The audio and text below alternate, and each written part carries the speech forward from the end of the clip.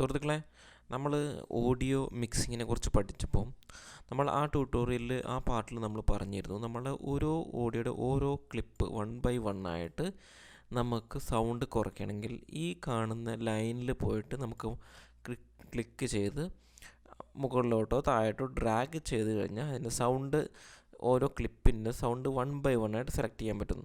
അങ്ങനെ നമ്മൾ ആ ട്യൂട്ടോറിയലിൽ ഈ വീഡിയോയുടെ മാത്രമായിട്ട് സൗണ്ട് കുറച്ചൊന്നും കണ്ടില്ല, നമ്മൾ ലൈന് താഴെ വന്നു. ഓക്കെ, ഇതുപോലെ തന്നെ നമുക്ക് വീഡിയോക്കും ഇതേപോലെ ലൈനില്ലേ, അപ്പോൾ ശ്രദ്ധിച്ചാൽ കാണാം ഈ വീഡിയോക്കും ഇതുപോലുള്ള ഒരു ലൈനുണ്ട് അല്ലേ. ഈ ലൈന് നമ്മൾ താഴോട്ടും മുകളിലോട്ടും ഇങ്ങനെ ഡ്രാഗ് ചെയ്താൽ എന്താണ് സംഭവിക്കുക, എന്താണ് വീഡിയോക്ക് ഉണ്ടാകുന്ന മാറ്റം?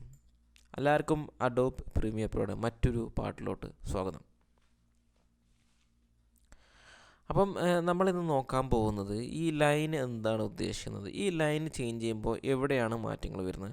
അപ്പം ഞാനിവിടെ ഈ ലൈനിൽ പോയിട്ട്, അതായത് നമ്മളെ വീഡിയോ കുറച്ച് ഇങ്ങനെ ഉള്ള വീഡിയോ കുറച്ചൊന്നും എന്ത് ചെയ്യുക, എക്സ്പാൻഡ് ചെയ്യുക. എന്നിട്ട് ഇവിടെ നമുക്ക് ഈ ലൈന് കാണാം. ഈ ലൈന് കുറച്ച് താഴോട്ടാകുമ്പോൾ വീഡിയോയിൽ എന്താണ് സംഭവിക്കുന്നത്, ഇവിടെ കുറച്ച് ഡാർക്കായി അല്ലേ, ഒന്നും കൂടി താഴോട്ട് വലിക്കും, വീണ്ടും ഒന്നും കൂടി ഡാർക്കായില്ലേ.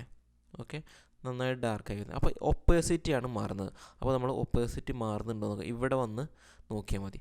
അപ്പോൾ ജസ്റ്റ് ഞാൻ ഇവിടെ ക്ലിക്ക് ചെയ്ത് ഒന്ന് ഉണ്ടോ, 30 ആയി, ഓപ്പോസിറ്റ് 30% ആയി, ഇപ്പോൾ 50% ആയി. ഓക്കെ, ഇനി പഴയതുപോലെ തന്നെ നോർമലിലോട്ട് മാറ്റാൻ വേണ്ടി ഞാൻ ഇവിടെ പണ്ട് നിങ്ങൾക്ക് കാണിച്ചു തന്നു, ഇവിടെ വന്ന് റീസെറ്റ് പാരാമീറ്റർ കൊടുത്ത് ഞാൻ നോർമലിലോട്ട് വന്നു. ഓക്കെ, ഇപ്പോൾ നമുക്ക് ക്ലിയർ ആയിട്ട് വന്നു. ഓക്കെ, ഇനി നമ്മൾ ചെയ്യാൻ പോകുന്നത് വെച്ചാൽ വീഡിയോ സ്റ്റാർട്ടിങ്ങിൽ നമ്മൾ ഒപ്പോസിറ്റി ഇങ്ങനെ കുറഞ്ഞ് പിന്നെ 100% ആയി എൻഡിൽ വരാൻ നേരത്ത് വീണ്ടും നമ്മൾ താന്ന് അടുത്ത വീഡിയോയിലോട്ട് പോകുന്നതിന് മുമ്പ് വീണ്ടും ഒപ്പോസിറ്റി കുറഞ്ഞു വരണം.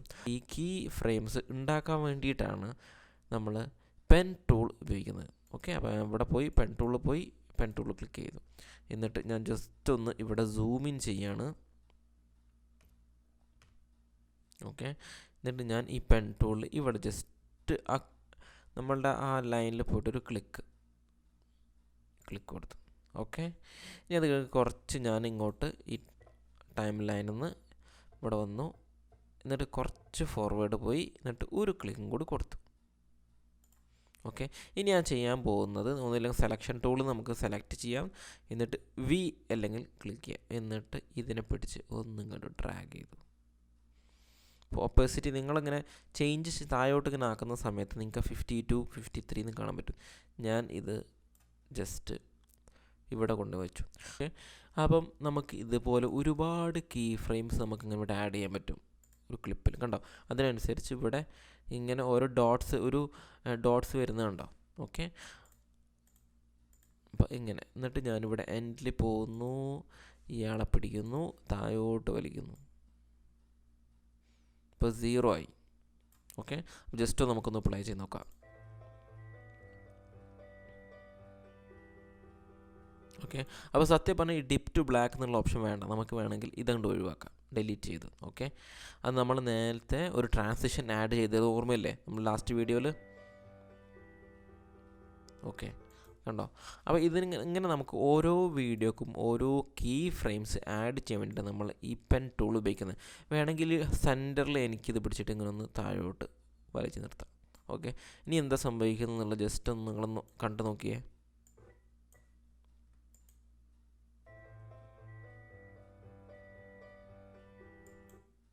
ഓക്കെ, നമുക്ക് ആ സൗണ്ടിനനുസരിച്ച് നമുക്കൊന്ന് ചെയ്ത് നോക്കാം. ഓക്കെ, ഞാൻ ഒന്ന് സൂം ഇൻ ചെയ്യാണ്.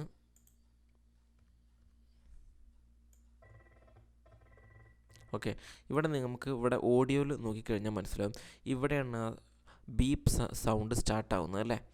അപ്പം ഞാൻ ചെയ്യാൻ മതി, ബീപ്പ് സൗണ്ട് വരുമ്പോൾ ആ സമയത്ത് ഒരു കീ ഫ്രെയിം ആഡ് ചെയ്യാൻ പോകും ഞാൻ. ഓക്കെ, ഇവിടെ ഞാൻ ക്ലിക്ക് ചെയ്തു, ഇവിടെ ഓൾറെഡി ഞാൻ കീ ഫ്രെയിം ആഡ് ചെയ്തിട്ടുണ്ട്. ഇവിടെ ജസ്റ്റ് ഒരു ക്ലിക്കും കൊടുത്തു സെൻറ്ററിൽ, എന്നിട്ട് ഞാൻ ഇയാളെ പിടിച്ചൊന്ന് ഡ്രാഗ് ചെയ്തു. ഓക്കെ, ഇനി ഇതേപോലെ ഫ്രെയിം ഫോർവേഡ് പോകാനും നമുക്കറിയാം, left button right button press ചെയ്താൽ മതി നമുക്ക് ഫ്രെയിമിലോട്ടും. ഓക്കെ, ഇത് ഞാൻ പഴയ പോലെ തന്നെ, ഇത് വേണമെങ്കിൽ ഡിലീറ്റ് ചെയ്യാം കേട്ടോ, ഇത് ഡിലീറ്റ് ചെയ്യണമെങ്കിൽ ജസ്റ്റ് ക്ലിക്ക് ചെയ്യുക, ഡിലീറ്റ് ചെയ്യുക. ഓക്കെ, എന്നിട്ട് വീണ്ടും ഒരു ബീപ്പ് സൗണ്ടും കൂടി വരാൻ പോവാണ്. അപ്പോൾ ആ സമയത്ത് പോയിട്ട് ഞാൻ വീണ്ടും ഇവിടെ 100%ൽ ഒന്ന് ക്ലിക്ക് ചെയ്തു. ഇത് ഇവിടുന്ന് നമുക്ക് ഡ്യൂറേഷൻ ഇങ്ങോട്ട് നീക്കണമെങ്കിൽ നീട്ടി. ഞാൻ ഒരു കീ ഫ്രെയിമും കൂടി ഇവിടെ സെൻറ്ററിൽ കൊടുത്തു.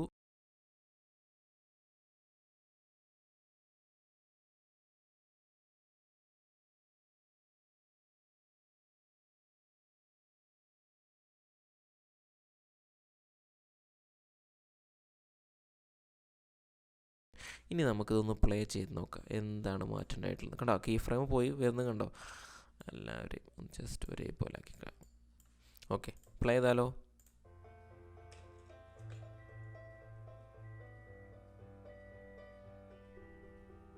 കണ്ട, അപ്പോൾ ആ വീഡിയോയിൽ വന്നൊരു മാറ്റം കണ്ടില്ല നിങ്ങൾ? അപ്പോൾ ഓരോ കീ ഫ്രെയിം ഇവിടെ ഒരുപാട് കീ ഫ്രെയിം നമ്മൾ ഇവിടെ ആഡ് ചെയ്തു. ഇനി എല്ലാം നമുക്കൊന്ന് വേണ്ടാന്ന് വിചാരിക്കുകയാണ്. ജസ്റ്റ് ഇവിടെ പോയിട്ട് ഇപ്പോൾ ഇത് ബ്ലൂ ആയിട്ടുണ്ട് അല്ലേ? ഇങ്ങനെ ക്ലിക്ക് ചെയ്ത് കഴിഞ്ഞാൽ the action will delete existing key frames. കണ്ടോ, കീ ഫ്രെയിംസ് ഡിലീറ്റ് ചെയ്യുന്ന പറഞ്ഞു. ഇപ്പോൾ തൽക്കാലത്ത് നമുക്കത് ക്യാൻസൽ ചെയ്യാം. ഓക്കെ പ്രസ് കഴിഞ്ഞാൽ ഇതെല്ലാം ക്ലിയർ ആയി പോകും.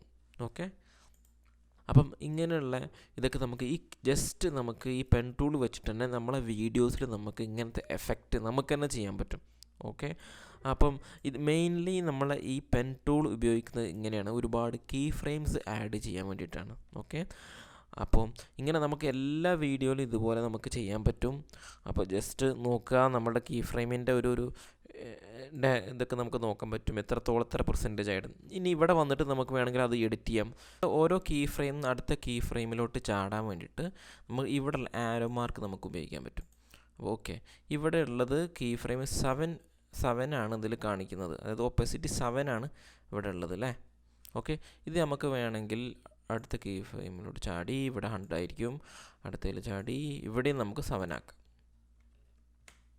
ഓക്കെ, ഇനി അടുത്തത് 100%, വീണ്ടും 100% തന്നെയാണ്. നമ്മളിങ്ങോട്ട് വന്നു, ഓക്കെ 0 ആയിട്ടുണ്ട്.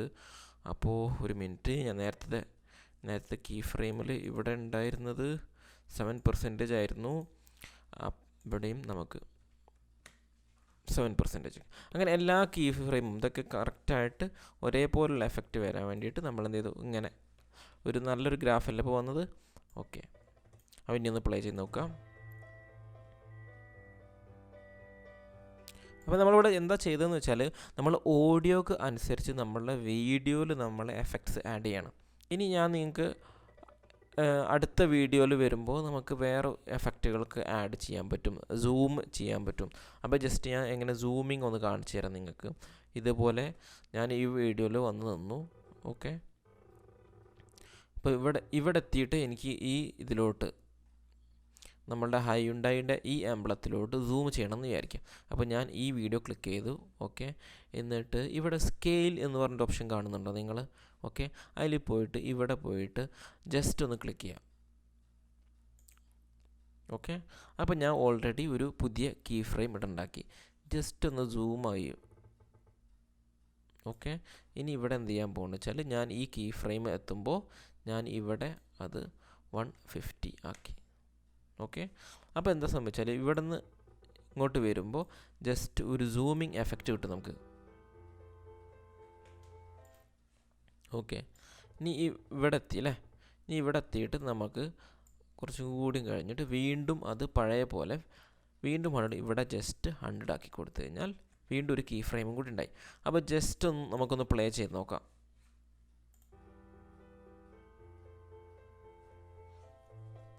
ഓക്കെ, അപ്പോൾ ഒരു സൂമിങ് എഫക്റ്റ് ഉണ്ടായില്ലേ? അപ്പം ഇത്രയൊക്കെയാണ് നമ്മൾ കീ ഫ്രെയിംസിനെ കുറിച്ച് പറയാനുള്ളത്. കീ ഫ്രെയിംസ് വെച്ചിട്ടാണ് നമ്മൾ എല്ലാ എഫക്റ്റുകളും കാര്യങ്ങളൊക്കെ ചെയ്യുന്നത് നമ്മളെ കീ ഫ്രെയിം വെച്ചിട്ടാണ്. അപ്പോൾ കീ ഫ്രെയിം വെച്ചിട്ട് നമുക്ക് തന്നെ ഒറ്റയ്ക്ക് ഒരുപാട് എഫക്ട്സ് ഇങ്ങനെയുള്ള നമുക്ക് വീഡിയോ നല്ല നല്ല ഭംഗിയാക്കി എടുക്കാൻ പറ്റും. ഓക്കെ, അപ്പോൾ അടുത്ത വീഡിയോ ആയിട്ട് വീണ്ടും തിരിച്ചു വരുന്നവരെ ടേക്ക് കെയർ.